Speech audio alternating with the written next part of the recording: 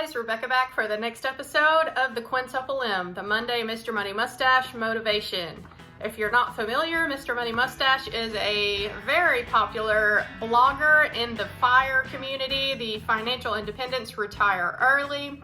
As always, I will link to this particular blog post that I am reading from in the description box below if you would like to go and read the entire article and look at the comments on it and explore the Mr. Money Mustache website to learn more about the FIRE movement. So today's blog post is coming from September 13th, 2011. His blog titled Domestic Outsourcing, Practical or Wussy Pants? We'll dive right in.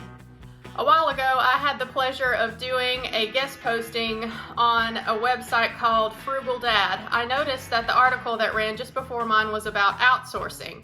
Frugal Dad nicely illustrated his own battle between convenience and cash with a task he finds particularly unpleasant because of allergies, lawn mowing.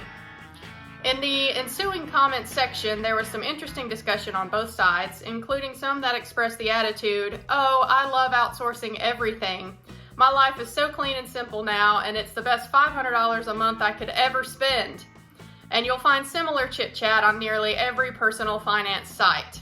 I threw a comment of my own into that stream at the time, but the topic seems to come up in real life so often, especially among financially struggling high-income people, that it is time to proclaim this blog's official position on outsourcing.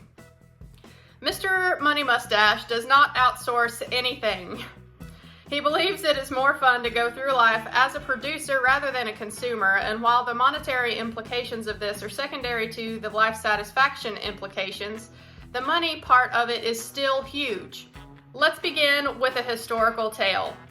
When I moved to Colorado in 1999 at the age of 25, I bought my first house. I met a friendly coworker who had just moved to the state as well, and he bought a house at the same time, right in the same neighborhood. We each had big dreams for our houses since they both were in need of some maintenance and upgrades to their fading original parts. We both started by tearing down unnecessary partition walls to open up the kitchen areas of the main floor. We celebrated with beers as we overlooked the sawdust and crumbled drywall chunks that littered the soon-to-be-removed, ugly carpeting in our living rooms. But then our paths diverged. I bought some drywall compound and a $25 texture hopper for my air compressor and set about learning how to patch the holes in the ceiling and match the existing finish. My friend paid $1,200 to hire a drywall contractor to accomplish the same thing in his house. He later complained that cleaning up the dust and oversprayed plaster from this contractor took as long as I took to do the whole job. The next summer, we each built a deck behind our house. Afraid of messing up the job, he hired a contractor to do the basic post-work and framing. Then he put the surface boards on himself. I borrowed a library book to learn to do the whole job myself. The same pattern was repeated with flooring, exterior painting, lawn care, electrical upgrades, and kitchen renovation. We both had an interest in home renovation, but he just leaned slightly more towards convenience while I leaned towards stubborn independence. In each case, his hired subcontractors were a source of irritation, making mistakes and overbilling occasionally. My own laborer was also relentlessly slow and imperfect, but his slowness forced me to pace my spending on materials. No, self, you can't spend $2,000 on hardwood flooring because you need to install the trim around these new windows before you are allowed to buy anything more. And all of my old mistakes are still burned permanently into my current mind in the form of useful home construction knowledge I will never forget.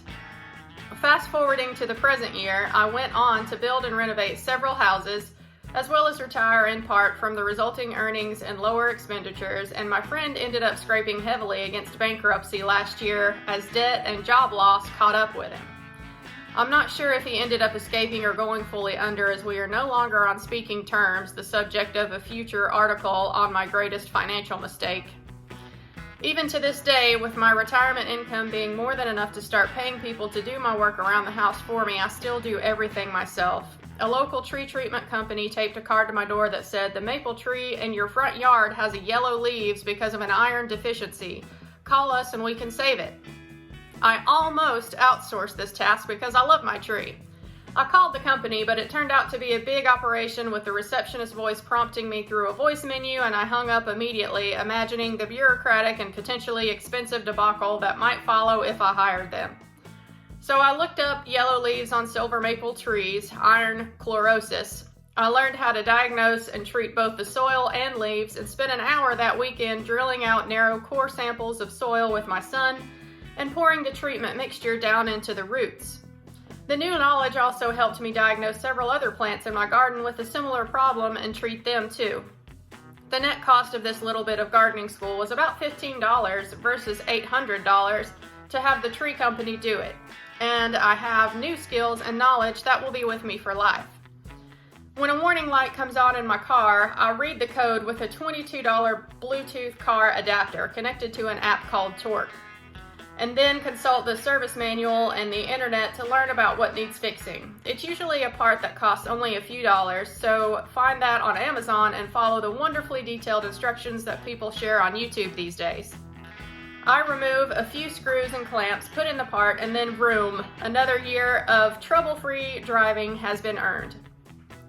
I feel that every time you do something for yourself, even if it's just washing your own car, you learn new things and build a more balanced personality that learns to love hard work even more. And you build diversity into your day, which allows you to work longer without realizing you're working. If you're a graphic designer who works at home, you might charge clients $100 per hour for your work, so why would you take a break to cut your own grass, which takes 40 minutes and only saves you $25? It's because you can't productively do your graphic design job every day from 7 a.m. until 11 p.m. If you try, you'll burn out after some number of hours, then need to switch to a non-productive activity to recuperate. On the other hand, if you begin a day with pulling some weeds in your own garden, then crank out 7 to 8 hours of fantastically focused design work, then back out to pick up your own groceries and spend the evening cooking your own food, working on your own fitness program, cleaning your own dishes and reading library books and prepping for your next day of work, you have a routine that is free from outsourcing, free from unnecessary costs, yet so healthy and varied that you can do it forever without burning out. In other words, domestic work may pay less than your day job when measured by the hour, but after you measure the lifetime personal benefits and the overall savings and tax dollars added up over an entire week, you may be pleasantly surprised by the results. Insourcing also provides a nice way to pace your spending. An outsourcer can quickly call a kitchen contractor, a landscaper, and an auto mechanic and get a whole fleet of workers on the job right away. But the outsourcer then racks up $20,000 in bills that need to be paid within a month. A self-sufficient insourcer thinks about his kitchen design, his garden design, and his car project and decides which is most important to him. He schedules his time and works through the projects one at a time, savoring the results as they are produced. To an outside observer, they both get to the same place in the end, but the insourcer has added benefits of a deep satisfaction and a broad money mustache, while the outsourcer simply has higher outstanding loan balance to his creditors. All of this will seem obvious to the most old-school mustachians among us, but I can see the outsourcing bug growing among the general populace as the habits of the rich continue to trickle down to the middle class. To me, it's an easy decision for those seeking lifetime independence in both the mental and financial senses. You should broaden rather than narrowing the range of your daily work. Alright, so what do you guys think of this one down below? I'm in the middle ground as far as outsourcing goes. I know in my recent video that I put up, the first Health is Wealth collab update, I mentioned how I skipped out on going to the gym one day because I spent 2 hours outside doing hard yard work around the house here. There was a ton of weed pulling and hedge trimming and clippings to haul off that I did in those 2 hours, and I gotta say, you really do feel accomplished and pride in your work when you do things for yourself around the house. Also, y'all know we're getting ready to eventually sell this house, hopefully in the springtime. So my husband and I have sort of slowly been working on some projects to get things updated and repainted here around the house, which so far we have done everything ourselves. And Mr. Money Mustache is right. When you do everything yourself and you're able to sort of space out the work, you save a lot of money doing it that way. We haven't paid anybody to do anything yet around the house, so, you know, I don't have massive charges on a credit card anywhere. Now, I can think of a project coming up in the spring that we're going to do. We want to re-gravel the driveway, and for convenience sake, I think we are going to pay someone to do that. My husband can grade the driveway himself, and he is planning on doing that. But as far as actually physically spreading out the gravel that we're going to have delivered, we'll probably let the gravel company do that for us, just for convenience sake. And the argument that most people make for outsourcing versus insourcing is what Mr. Money Mustache discussed in this article. The fact that they can make more money doing whatever it is they do, their side hustle or their day job, than they can make insourcing a project themselves. And the thing I like about Mr. Money Mustache's argument with that is that he makes a good point, and that you're not going to spend all of your time from 7 a.m. to 11 p.m. working either at your main job or your side hustle to make more money. So yeah, I think that most of us could probably carve out an hour or two to mow your own grass or pull your own weeds out of a flower bed. You know, some of these things that are home maintenance really don't take a ton of effort, and they don't have to be done frequently. Like when I trimmed the hedges the other day, really we just do that in the spring, and in the fall maybe one more time sometime during the summer if our bushes are really growing like crazy. But it's not something that you have to do every single week. So yes, I can see the argument on both sides, and we don't do everything around here ourselves, but we do a lot. I mean, something as simple as washing your car. Come on, y'all, you don't have to pay AutoBell $20 to wash your car for you.